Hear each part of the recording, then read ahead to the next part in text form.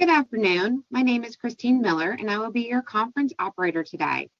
At this time, I would like to welcome everyone to the Farfetch First Quarter 2022 Results Conference call.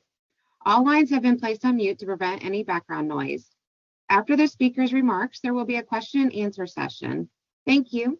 I'd now like to turn the call over to Alice Ryder, VP of Investor Relations. Ms. Ryder, you may begin your conference.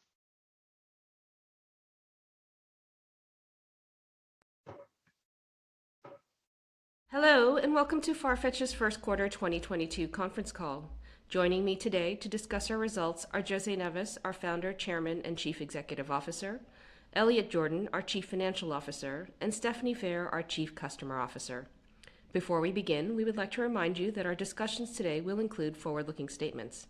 Actual results could differ materially from those indicated in the forward-looking statements, and forward-looking statements made today speak only to our expectations as of today. We undertake no obligation to publicly update or revise them. For a discussion of some of the important risk factors that could cause actual results to differ, please see the Risk Factors section of our Form 20-F filed with the SEC on March 4, 2022. In addition, we will refer to certain financial measures not reported in accordance with IFRS on this call. You can find reconciliations of these non-IFRS financial measures to the IFRS financial measures in our earnings press release and the slide presentation, both of which are available on our website at farfetchinvestors.com. And now, I'd like to turn the call over to José. Hello everyone, thank you for joining us today. Our underlying business remains incredibly robust, in spite of our Q1 results being impacted by significant changes in the macro and geopolitical environment since our Q4 2021 call in February. Specifically, there are three key developments that impacted our Q1 results and outlook. One, the war in Ukraine and our suspension of operations in Russia. Two, the recent COVID-19 outbreaks and related restrictions in mainland China. And three, a double-digit decline in markdown GMV as the transition of the marketplace towards being predominantly full price accelerated. Outside of these factors, our underlying business remains very strong. In Q1, our full-price marketplace GMV, excluding the China and Russia regions, clocked an excellent year-on-year increase of circa 20%. This is particularly impressive considering the marketplace grew more than twice that rate in Q1 2021. And despite these headwinds, we continue to deliver digital platform GMV growth on top of one of our highest ever growth quarters in Q1 2021 for two-year digital platform GMV growth of 64%. Additionally, several key performance factors further highlight the strong underlying dynamics of our core business. We saw 100% retention of our top 100 brands and boutique partners. We achieved a take rate of 32%, our highest as a public company, having renegotiated 74% of our e-concession contracts, and saw these brands lean further into the marketplace, uploading 69% more inventory year on year, and our full price business, which is the significant majority of our business, remains a growth engine powered by, among other factors, private clients, where we enjoyed over 90% customer retention and AOVs of $1,200. Taking a holistic view of our business, including our platform capabilities behind our luxury new retail vision to revolutionize the $300 billion luxury industry through the seamless merger of both offline and online shopping, our journey to become the global platform for luxury continues to make steady progress. Before I update you on the various businesses within Farfetch, let me address the three main factors we faced in Q1 in further detail. Starting with Russia. By the end of 2021, Russia had grown to become our third largest marketplace market, representing 6% of total GMV and an even higher share of the marketplace, where it posted more than 70% year-on-year growth. Naturally, we expected a continuation of robust growth from this market, and our stoppage in Russia considerably impeded GMV growth. We also believe the conflict had a spillover effect in Europe and CIS countries, where we have seen less buoyant demand than expected. Based on the current status of this conflict, we have no expectations of reinitiating operations in Russia for the foreseeable future.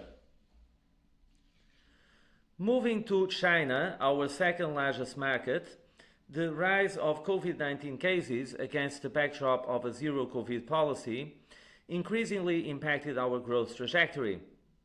The majority of our mainland China business consists of cross-border sales from Europe to Tier 1 cities such as Shanghai, which serves as a major cross-border hub.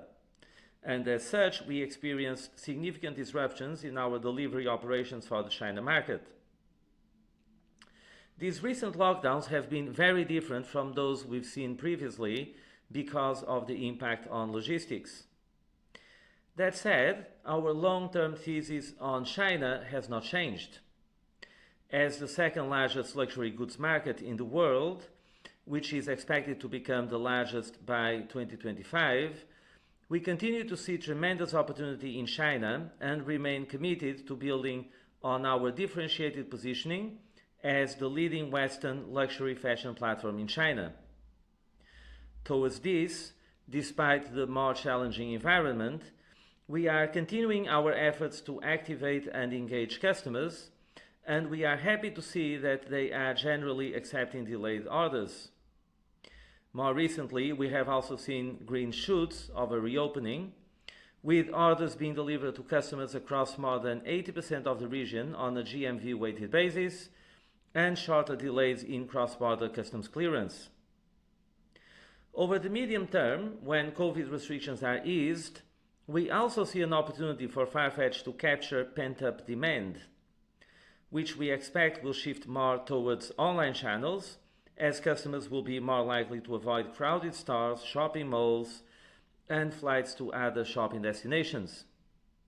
But as we do not know how the COVID infections and associated restrictions will evolve, we remain cautious on growth from China in the coming quarters. Finally, in 2019, we articulated a strategy to support the values of the luxury industry by transitioning the business to become primarily a destination for full-price sales. Since then, we have seen some super brands accelerate that transition and completely remove markdowns from our marketplace. This is absolutely a welcome trend, and we are pleased to report continued progress on this front, with full price mix at highest ever levels in Q1. However, the significant degree of full price transition did not make up for a greater than expected deceleration of markdown listings and a 17% decline in markdown GMV. This was partly offset by full price GMV, which grew 13% and over 70% on a 2-year basis. Excluding Russia and the China region, full price GMV increased a very strong circa 20%, which reflects the strong underlying growth of this high quality demand, particularly in light of a tough compare in 2021. Our full price performance highlights our successful execution of the strategy to build the largest global online luxury fashion business while operating it as predominantly full price. While this transition has caused some variability in our results, the silver lining here is that this is precisely the type of growth we want to invest in. Not only will this drive sustainable growth of higher margin revenue over the long run, but it also aligns us closely with the values of the luxury industry. Once the full price transition stabilizes and begins to fully comp, we believe we'll have the foundations for returning to the 30% CAGRs we have historically targeted. I am delighted by the fact that our underlying customer and brand relationships are going from strength to strength, our leadership position continues unassailed, and the tremendous opportunity to build the global platform for luxury is intact. In fact, there are many achievements to celebrate across the group. Turning now to our platform, marketplace, and brand platform.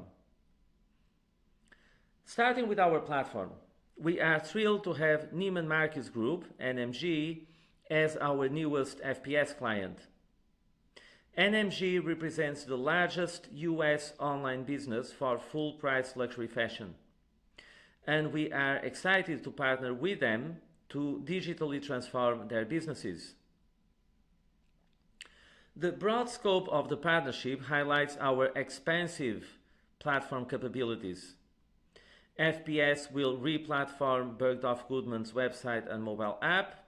Neiman Marcus will use select FPS modules, including foundational international services, and both Bergdorf Goodman and Neiman Marcus will join the Farfetch marketplace. Given the vast majority of Neiman Marcus online business is in the US, for Bergdorf's it is 100%, the international enablement of this powerful player in our industry is a significant opportunity for both businesses, complementing the strong online growth NMG has seen in US sales. Additionally, we will invest $200 million in NMG to help expand its innovation and digital capabilities and enable us to participate in the equity upside we believe our digital capabilities will help achieve. I'm truly energized by the prospects of partnering with the most prestigious luxury department store in the US, which is the largest luxury market in the world. On the heels of this announcement and ongoing conversations with potential clients, momentum behind FPS is robust, and we are aiming to announce other enterprise clients in what I believe is going to be a great year for FPS. Finally, we confirm that we remain in discussions with Richemont about a potential deal, which includes the leveraging of FPS to power Richemont's Maisons and Yoox Net-a-Porter, YNAP, the participation of Richemont's Maisons in Farfetch's marketplace, and a minority investment in YNAP by Farfetch. However, there can be no guarantee that we will be able to sign this deal or any of the options under consideration. We will make further announcements if and when required. Turning to the marketplace. The marketplace continues to have tremendous growth potential, and Stephanie will discuss the exciting launch of our new category, beauty.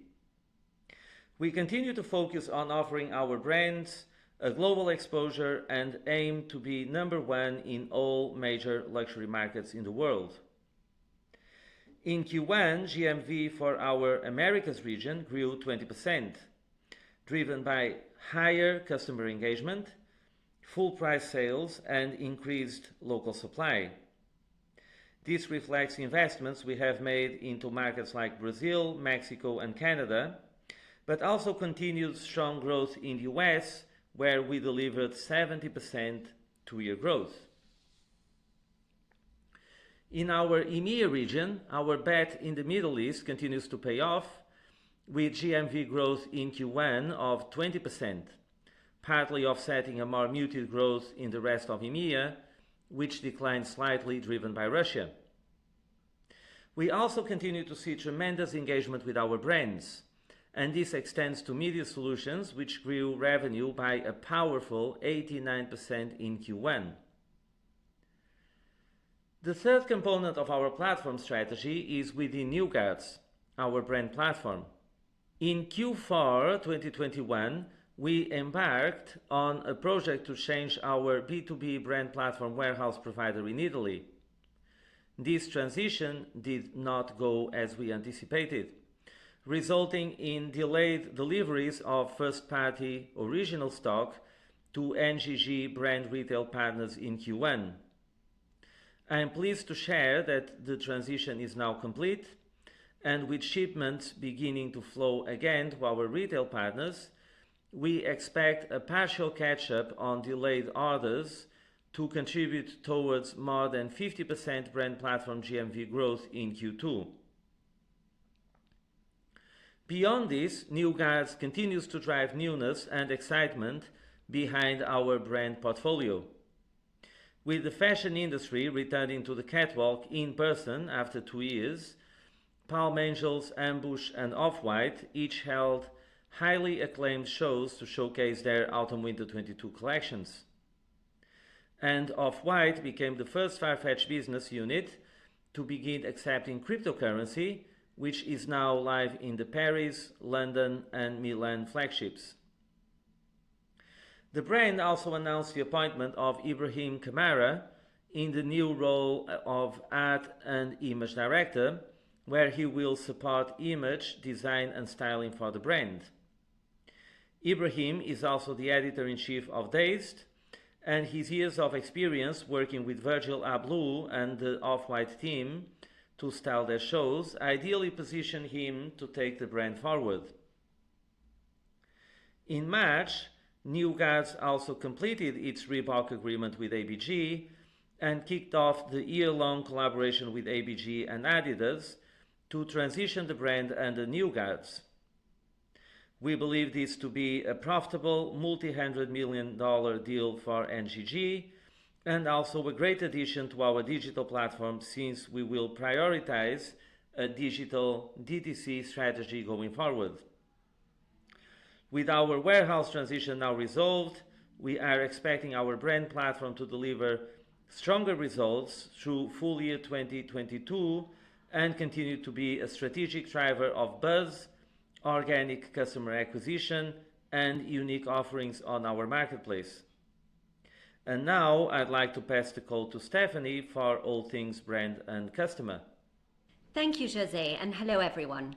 It is my pleasure to share with you an update on the customer side of our business in the first quarter, during which the Farfetch marketplace growth outpaced the rest of the digital platform, driven by existing customer growth and the acquisition of over 400,000 new active consumers. I would like to update you on our initiatives across key customer areas of focus we highlighted on previous calls, including the launch of beauty and advertising sales via our Media Solutions business unit. In April, we launched beauty on time and on budget in the US and Europe simultaneously for the Farfetch marketplace, Browns, and Off-White. This launch broadens our reach to an estimated $70 billion segment of the personal luxury goods market and enables brands to operate across multiple channels through an e-concession model or a wholesale model through Browns and Violet Grey, giving us access also to smaller independent brands. This combined model is a significant differentiator, as we are the only global destination partnering with beauty brands through an e-concession model, leveraging our Fulfillment by Farfetch capabilities and providing brands an online direct-to-consumer channel as the overall industry continues to shift its strategy in that direction. Another differentiator is our positioning, where we leaned into our values as a company and our community-first approach. With multiple points of view from our Global Beauty Collective, a group of industry experts with large social followings, to a customer community where our own customers can share feedback and tips, our launch offers a fresh approach, which brands have responded to very positively. We continue to expect beauty to be a significant driver of customer engagement and acquisition, enabling us to attract a new base of luxury customers and expand their share of wallet.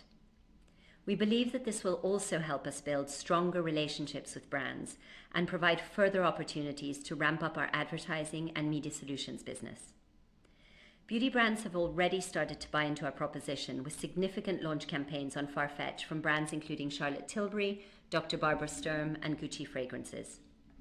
Overall, our media solutions business continued to gain traction during the quarter, growing 89% year-on-year by offering brands such as Ralph Lauren, Valentino, and Dolce & Gabbana a unique channel to amplify the reach and success of their collections to a highly engaged luxury audience.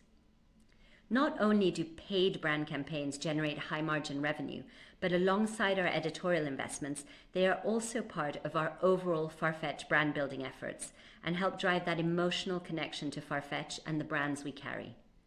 Our overall marketing initiatives drove year-on-year acceleration in traffic growth on the Farfetch marketplace. However, we faced a small decrease in customer retention. This softening was principally in our bronze tier, which includes the majority of new customers acquired during COVID and is in line with historical repurchase behaviors for new customers. It is worth noting that due to our halting of operations in Russia and restrictions in China, we could see a decrease in customer retention through the rest of the year. It is important to highlight, however, that our most valuable customers, our private clients, maintained over 90% retention and delivered higher AOV and conversion rate compared to the previous year. In addition, during the first quarter, the mix of GMV from private clients increased year on year. We continue to focus on growing this base by providing them unique services, such as Fashion Concierge, which once again broke its own record for our largest ever sale, with a $2.4 million watch for a new customer from the Middle East. This is a valuable customer tier that generates more revenue than the entire businesses of many of our closest competitors. At the top of the funnel, our success in positioning Farfetch has led to increased year-over-year brand preference and consideration among our peers. Building on this traction, our latest campaign starring Kim Cattrall and Josh Hartnett, which was amplified across multiple channels, mainly in the US, went viral, receiving approximately 600 million impressions thanks to its cultural relevance. And now I'll hand the call over to Elliot to discuss our financial results and outlook. Thank you, Stephanie, and hello to you all. It's good to speak with you today. I'd like to share with you the key points underpinning our Q1 2022 financial performance. As Jose explained, the change in the broader operating environment since our last call, along with the operational issues we experienced in our brand platform warehouse, impacted our growth. But I'm delighted to report that we moved quickly to adapt to the macro headwinds, have now resolved the warehouse challenges, and continue to build on our leadership position within the global luxury industry. Overall, we achieved group GMV of $931 million, an increase of 2% year on year, and up 52% on a two-year basis compared to Q1 2020. This position reflects 2.5% growth in digital platform GMV, driven by strong growth in the Americas, the Middle East, and Korea, offset by a decline in GMV in Russia, parts of Europe, and mainland China. An 11% decline in brand platform GMV due to a transition of our logistics operations, which has caused shipment delays during the main Spring/Summer 22 selling window, and in-store GMV growth of 62% year on year, as we saw an increase of customers engaging with our connected retail formats, as well as contributions from new store openings. Adjusted revenue was slightly stronger in terms of year-on-year growth, up 7% to $436 million. Again, this revenue was driven by strong growth in stores, 16% first-party revenue growth in line with the previous quarter, 89% year-on-year growth in revenue from our media solutions advertising business, and higher underlying commission rates from our e-concession third parties on the digital platform. As a result, third-party take rate on the digital platform was a near record high of 32%, up 230 basis points year over year. We estimate the warehouse transition hampered revenue performance across Q1 by circa $40 million, with brand platform revenue 11% lower year on year to $100 million. Gross profit grew 4% year on year, with gross profit margin of 44.8%. The 75 basis points year on year decline in gross margin is driven by a lower first-party digital platform margin due to increased markdown activity following the sharp slowdown in demand from Russia and China. Brand platform gross margin also declined year on year due to inventory provisioning in light of the warehouse delays. However, these factors were partially offset by third-party gross margin of 71%, up from 66% last Q1, as we continued our efforts to better recover the increasing costs of operating the third-party business through higher commission levels, higher pass-through of shipping costs to customers, and strong demand for our high-margin media solutions product, especially following the launch of beauty. Digital platform demand generation expense as a percentage of digital platform services revenue was stable year on year at 21.5%, despite paid search cost inflation and the continued shift in spend to longer payback, upper funnel media spend. This has resulted in higher customer acquisition costs versus previous quarters. In addition, we have shifted paid media spend from Russia to other global audiences, albeit at a higher cost of sales percentage given the efficiency we had gained from having a strong share of the Russian market. As a result, digital platform order contribution margin was 32.7%, a second consecutive quarter of sequential improvement. On a year-on-year basis, order contribution margin declined slightly due to the decline in first-party gross margin. Our operating costs grew 11% year over year to $198 million. This increase was driven by an investment in our people to ensure salaries are keeping pace with increasing global rates, as well as an increase in our brand marketing spend towards broadening our audience for the marketplace, investing behind the launch of beauty, and driving additional brand awareness for our first-party original brands, in particular Off-White and Palm Angels. Adjusted EBITDA declined from -$19 million in Q1 21 to -$36 million, primarily due to the year-on-year decline in brand platform revenue. Profit after tax was $729 million, including a non-cash benefit of the revaluation of items held at fair value of $908 million.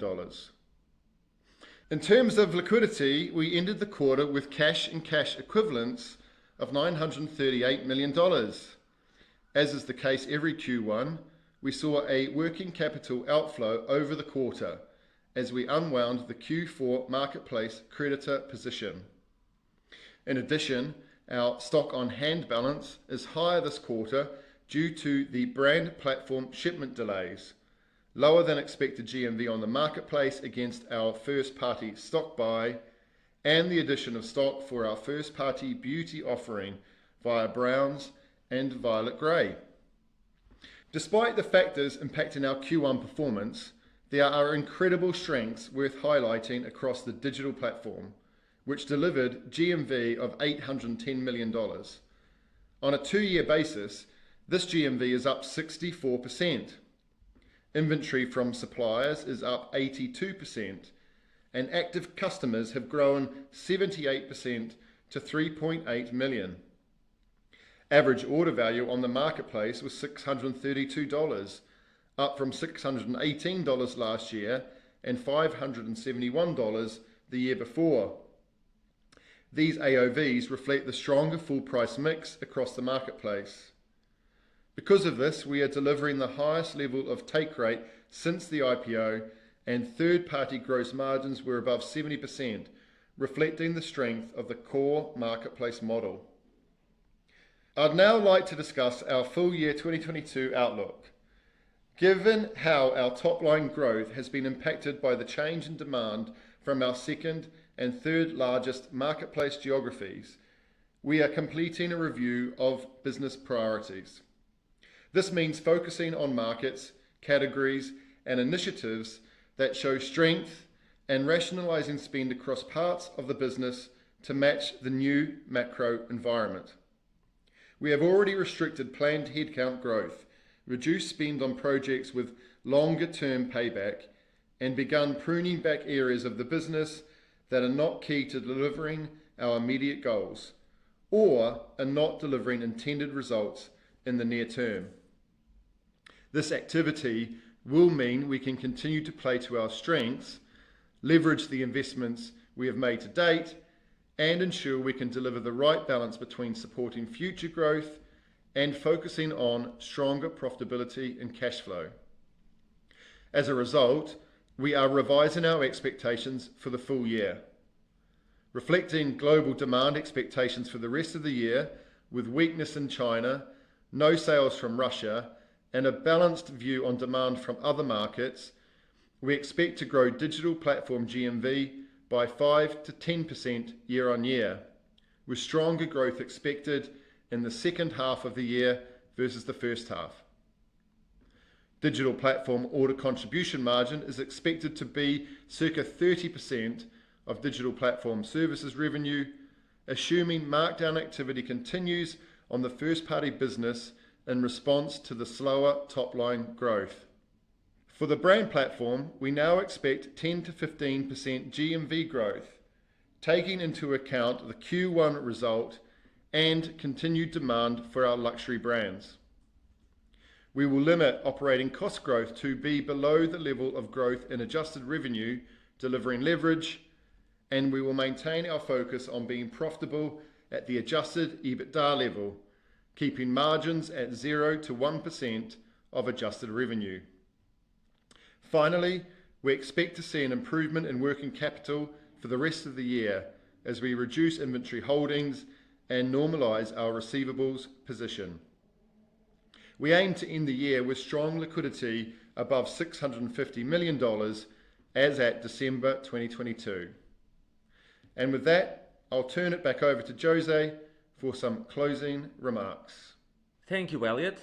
The rest of 2022 will be a period of focusing on further rationalizing our business, with a view to output stronger profitability growth in years to come, as our 30% CAGR long-term growth path resumes once we comp these external factors.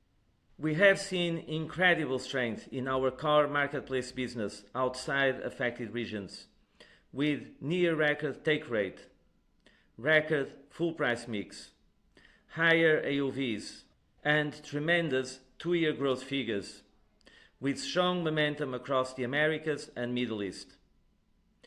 FPS is going from strength to strength, acquiring new enterprise-grade clients, and the brand platform is back to strong growth and preparing for a blockbuster 2023. Farfetch continues to be the largest tech platform tailored for our $300 billion luxury industry, in an unassailed leadership position, with all our multiple strategic opportunities poised to deliver strong growth and profitability for years to come. Building the global platform for luxury is our long-term opportunity, which not only remains intact, but that we are more committed to than ever to deliver on. And now, we'd like to open up the call to take your questions. If you would like to ask a question at this time, please raise your hand by clicking the raise hand button under reactions at the bottom of your Zoom window. Once called upon, please unmute your audio to ask your question. If you dialed in via phone, *9 to raise and lower your hand and *6 to mute and unmute. As a reminder, please only ask one question. We will now take the first question from Doug Anmuth with JP Morgan. Doug, please unmute your audio to ask your question. Thanks for taking the questions. First, I was just trying to understand on the top line guidance, just thinking about the underperformance for 1Q, but more so, I guess, for the full year with the guide coming down, just how much is related to the three big factors you mentioned versus potentially softer consumer in Europe and the US, and how you're thinking about that for the rest of the year. And then just secondly, the 0 to 1% adjusted EBITDA margin. Can you just walk us through some of the areas where you expect to rationalize some of the expenses and perhaps some examples of how you'll do that as you go through the year? Thanks. Hey Doug, Elliot here. Good to speak to you today. Broadly, first quarter was entirely down to the three factors that we've outlined earlier. Russia and sort of adjacent countries, I guess, that have been impacted by what's going on there in Eastern Europe, the China lockdown, and then this quite sudden acceleration on full price from our e-concession partners, which obviously we celebrate. This is fantastic for us, exactly how we've positioned the business to drive full price for our e-concession partners over the last couple of years. You remember we made that strategic shift, and we're seeing not only the growth in the full price above 20% in the quarter, but more e-concession partners joining the platform. We've now got over 1,400 partners on the platform, and over 600 of those are direct e-concession partners, and their stock is up substantially year on year because they're seeing the strength coming through from the direct-to-consumer offering. So we're really delighted to see that, and are pleased that our partnerships are growing, and they're obviously spending significant amounts with us in terms of media income as well, to have that up 89% year on year to really strengthen the take rate at 32%. So those were the factors in Q1. If we look ahead for the rest of the year, the bulk of the revision to guidance is down to, again, those three factors. We've effectively taken 750 million out of digital platform GMV for the full year, and over 80% of that is Russia, China. The rest broadly in this shift to full price, and we have factored a little bit of caution in from other macro factors as well. Obviously, we need to make sure that we're, taking into consideration what's going on in terms of consumer sentiment, and leave a bit of space for us to trade into that. So that's what's going on there in terms of the guidance.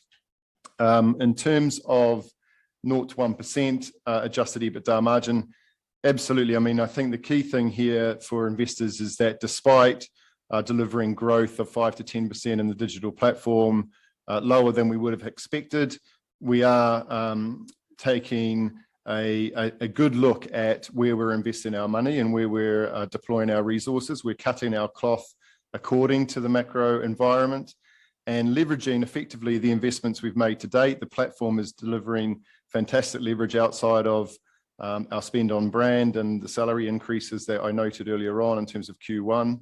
And so we're making sure that we absolutely deliver on that leverage as we move forward. In terms of adjusting the spend versus original plans, we complete an entire review of business priorities from top to bottom. We've already restricted headcount growth, as I've said, and where we were going to put some money into projects that probably would have delivered more payback next year or the year after, we've decided to hold back on that spend and wait until things look better in terms of top line growth, and we see an acceleration into next year. Obviously, with the Reebok deal and then Neiman Marcus live next year as well, we're going to see much stronger growth in 2023, and that's the time to invest in some of these longer term initiatives that we definitely want to do, but no, this isn't the year to do it. So anything with longer term payback, we're sort of phasing back. And then also looking at other areas of the business that maybe haven't delivered intended results to date, and perhaps phase back spend there. We've got some amazing talent across the organization, and just redeploying that talent into our short-term priorities will see our ability to grow our cost base under the revenue growth. Obviously still growing. We're still going to have more Farfetches at the end of this year than we did at the end of last year, but just focusing that amazing talent on the priorities for us for 2022 and early 23. Thank you, Elliot. Thank you. Our next question is from Stephen Ju with Credit Suisse. Stephen, please unmute your audio to ask your question. All right, great. Thank you so much. So I think, Elliot, 2 quarters ago, you talked about anticipating incremental supply to come into the marketplace. So we see Neiman Marcus as part of that supply, as well as beauty. But clearly there's other stuff in there that was part of those plans. So do you still anticipate some of the supply to come in, or has that expectation changed along with the guidance? And Jose, given everything you just talked about in regards to moving Farfetch to more of a full price destination, what kind of impact do you think this will have on seasonality, which to some degree is driven by the release cycles, but also the promo cycles? And speaking of things that the traditional that can break the traditional sort of seasonality cycle, you can give us an update on Farfetch Beats, because I get that effort was probably delayed due to the pandemic, but it seemed like such an interesting way to engage the consumer, every week instead of every season. Okay, thanks. Hey, Stephen, I'll do the first question. Obviously, yeah, we're delighted to be able to have the stock from Neiman Marcus on the platform next year. This is a 2023 deliverable. It's a partnership that is super exciting because of its positioning within the US market. Still the number one luxury market, and for us, it's our number one market. It was growing 20% plus in the last quarter. There's still lots of opportunity for Farfetch to grow in North America, and so we see that as an amazing gateway for us to unlock even more supply and demand in that space. But before that, we are actually seeing very, very strong levels of stock on the platform. So as I mentioned earlier on, in the last couple of years, we've seen something like 80% growth on the platform. This quarter versus last quarter, we've seen a significant step up in the number of SKUs. So the range is growing over 20% this Q1 versus last Q1. And we've also seen significant depth increase year on year as well. Again, north of sort of 25% extra depth on the platform from the growth of the e-concession business. So, as we look to trade this year, we've got plenty of stock. We're just obviously revising our demand expectations because of our decision to close down the number 3 market in Russia, of course, and the sort of continued pressure on demand in China as a result of the logistics challenges getting product into in the market. We see, as Jose was mentioning, customers in China ready to shop when I guess they can. Farfetch's selection is ready and waiting for them to buy, and so we just need to make sure that we're available for that pickup as soon as it's available. Thank you. Hi, Stephen. Our next question is, I'm sorry. Yeah. Our next question is from Oliver Chen with Cowen. Oh, I'm sorry. Oliver, go ahead and unmute yourself and ask your question.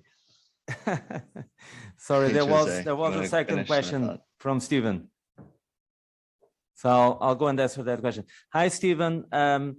So I think it's a really good question in terms of seasonality. The industry has changed a lot in the past few years. In 2019, we clearly stated that we were going to actually lead on this shift towards more drops, more frequent refreshing of collections. Most brands don't think in these rigid, 2 seasons, then it became 4 seasons, and now brands really think about constant activations and constant drops of product. Farfetch is an incredible platform for those drops, reaching a global audience, the largest global audience for luxury. As an example, Balenciaga, the Balenciaga Yeezy Gap collaboration, which we dropped with them exclusively. We're constantly having capsules, exclusives, especially for our private clients, but also for the general Farfetch customer. So this is something that we work very, very closely with the brands, adjusting to a very, very different calendar. And I'm really delighted that it's paid off, and you see full price growing 20% outside Russia and China. You see, in spite of a decline of a minus 17% decline in markdown, we still posted overall growth. And this is on top of a 60% growth, like an absolute record quarter we had last year.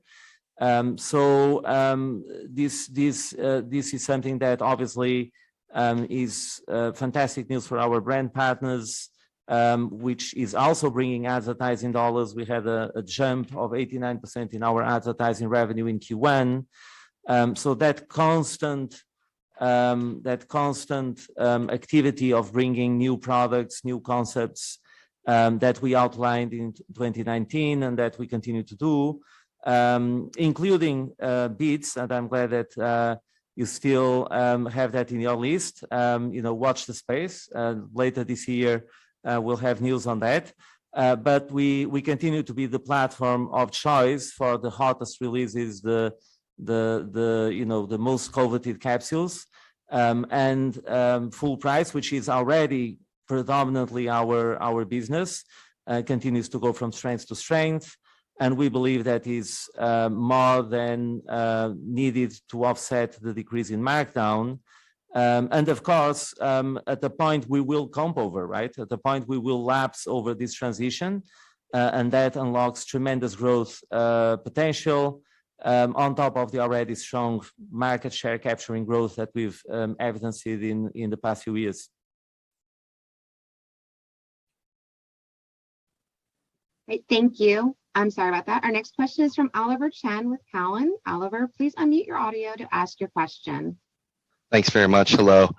Regarding your comments on customer retention decreasing, that seems like it could be quite a risk factor. If you could elaborate on that, just given the sensitivity to LTV and churn. And you called out cost inflation and digital marketing. It sounds like you're navigating it, but would love your thoughts on risk factors. Elliot, as we model GMV for the stronger second half based on your guidance, just what underpins your conviction on a stronger second half? Thank you. Yes, hi Oliver. I'll take your first question about retention.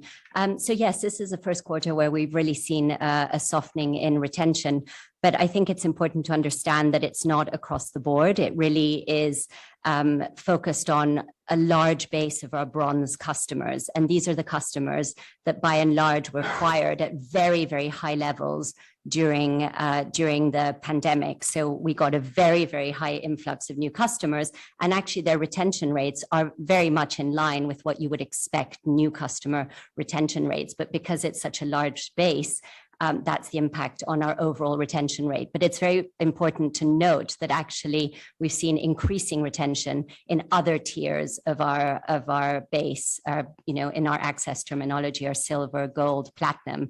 And for our private clients, we see a continued very strong retention rate of over 90%. So it's sort of a story of multiple sides there.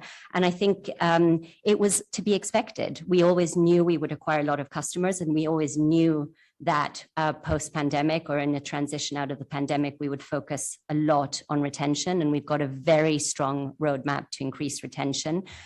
For example, increasing 3-month repurchase rates, which are a very good indication of what will be longer term repurchase rates. So that's on the retention rate and something that we look at carefully. In terms of cost inflation, absolutely, this is something that we see. We've pointed out to some of the factors in the past as to why we've seen cost inflation. There's absolute change in the marketing landscape, where the cost of lower funnel marketing channels is increasing because there are more players coming online, and because of all of the IDFA privacy regulations, for example.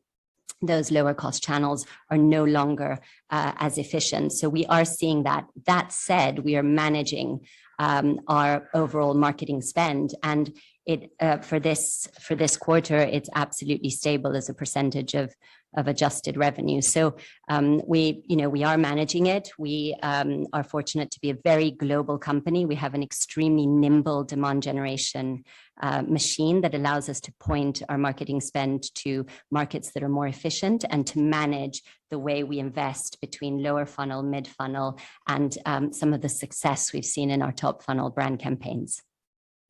And Oliver, that's part of the strength and confidence around H2 in some respects. We've had to divert pretty quickly our demand generation spend away from Russia and away from China. I would say we have more opportunities around injecting that money into the markets that are performing well to get more out of that spend.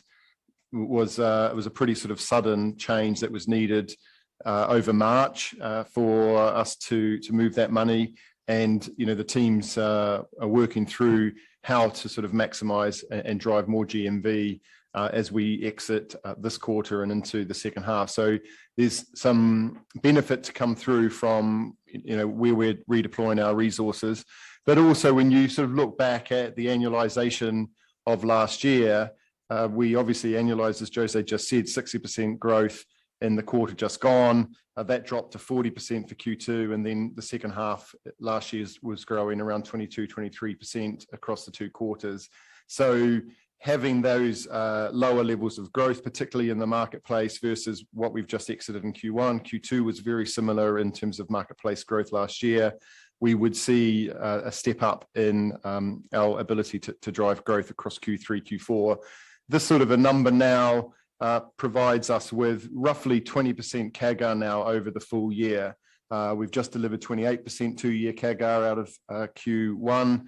So if we now obviously focus on the 10% top end of the guidance, that would be 20% CAGR over 2 years, and very much where we expect to be, given that we've lost a couple of markets for this year, but the rest of the markets are showing signs of strength.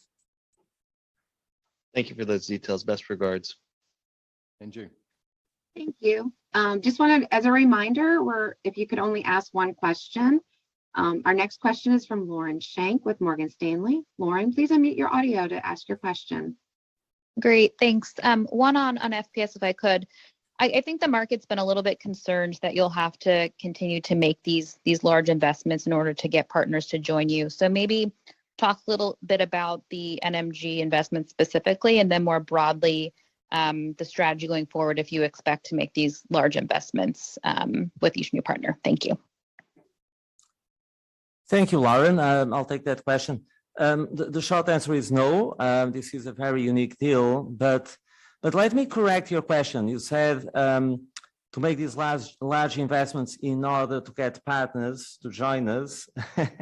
That's absolutely not the case. We wanted to make this investment because we believe that this innovation partnership is going to unlock tremendous equity value for all of Neiman Marcus Group shareholders, and we wanted to be one of them. So this is absolutely for us the right allocation of our capital in terms of a truly unique partnership. This is very unique partnership. We always said that luxury new retail is our vision. It consists in our belief that offline and online modes of shopping are converging. So the lines are blurring between the physical experience and the digital experience. We articulated that vision in 2016, moved to implement that vision at Chanel, as you know, and then with other companies. And this is a tremendous opportunity because Neiman Marcus is the preeminent luxury physical retailer and digital retailer in the US. So around 1/3 of their sales are digital. So at $1.3 billion, give or take, of online luxury sales, they are one of the largest players globally and the largest player in the US.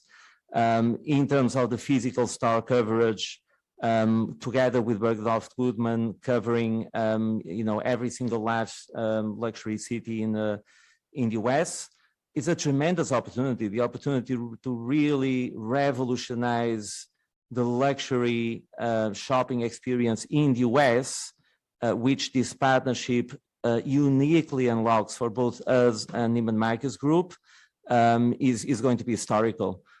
So I think this is what is exciting us. We're teaming up in a long-term partnership to re-platform Bergdorf Goodman, to provide foundational FPS modules to Neiman Marcus Group, to bring this multi-billion-dollar luxury retailer to our marketplace globally.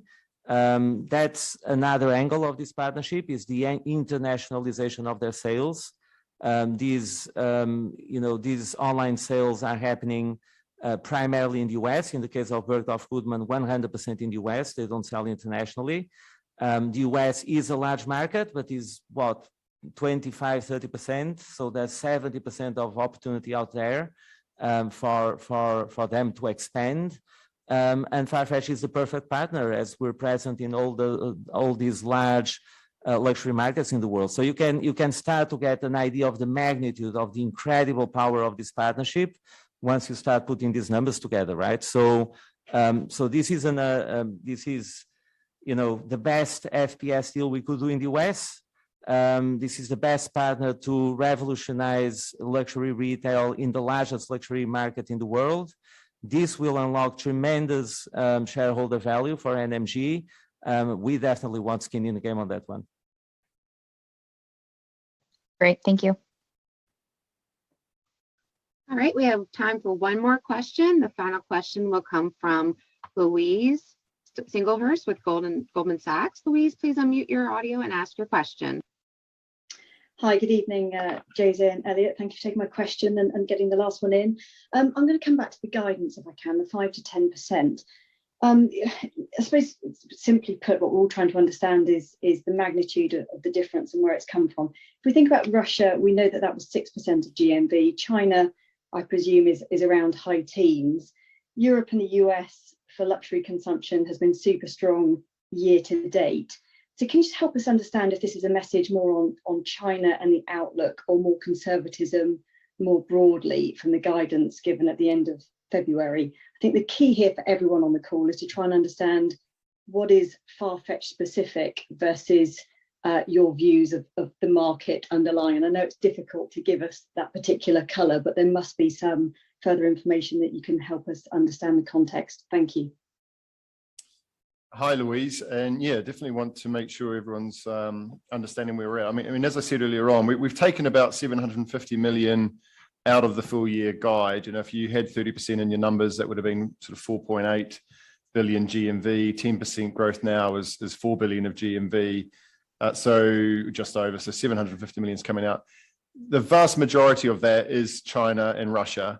So, you know, Russia, as you said, 6% of overall, actually slightly higher as a percentage of the share on the marketplace, and growing much faster than the marketplace overall. And the estimate for Russia for us internally was that it would have grown ahead of that 30% overall growth rate. So the expectation in terms of that $4.8 billion in terms of a full year number for this year was that Russia would have taken even more share in 2022 than the 6% overall that it did in 2021. The same is true for China. China, as you know, has been a big market for investment for us, growing much higher again than the overall platform growth over recent years. We were obviously expecting to see some fantastic results coming out of the second year on Tmall, or the luxury pavilion with Alibaba. Because of all the learnings we had last year, we were poised to put those learnings to work and see some fantastic growth out of China. So we were expecting that market to take even more share in the budget than we had in 2021. So you take Russia out entirely for the rest of the year, you take a more muted view on where China will be. And at the moment, obviously, it's most likely to be negative year on year in terms of GMV. That's a pretty big impact to Farfetch's overall GMV. So as I said earlier on, north of 80% of the move in the guidance is down to those markets. Then the rest of it broadly is this shift from markdown to full price. As you know, we need to really pick up the full price growth with the reduction in markdown that's coming through. And so net, that's an impact on this year's growth, because we'll be sort of overall going backwards until we annualize through all of that shift from markdown. But as we move into 2023 with a better full price mix, we'll be annualizing again and seeing very, very strong growth. On top of that, we obviously need to be a bit cautious about everything else that's going on in the world. So we've taken a tiny bit out for other factors, but by and large, it's an extend in terms of what we've seen from Q1, an extension across the rest of the year. No Russia, reduced plans for China this year, and the shift towards full price. That's the big change in the numbers.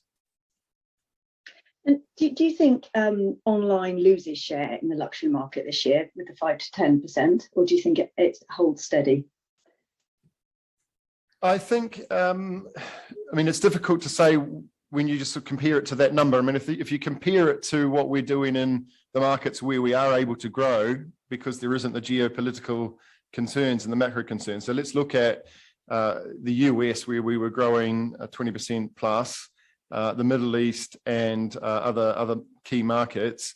That indicates that we are still seeing this long-term shift towards online consumption. And, you know, this is a market that is moving towards more penetration of online. We were growing, the market was growing before the pandemic, much faster than the overall growth in luxury during the pandemic. Obviously, that continued at pace. And then since the pandemic, we're still seeing in those markets where we can trade freely, very, very strong growth. And, you know, to be delivering 20% in those markets on top of 60% last year indicates that the online customer is here to stay. Terrific. Thank you all for joining us today. We look forward to giving you further updates on our next quarter call. Thank you and have a great evening.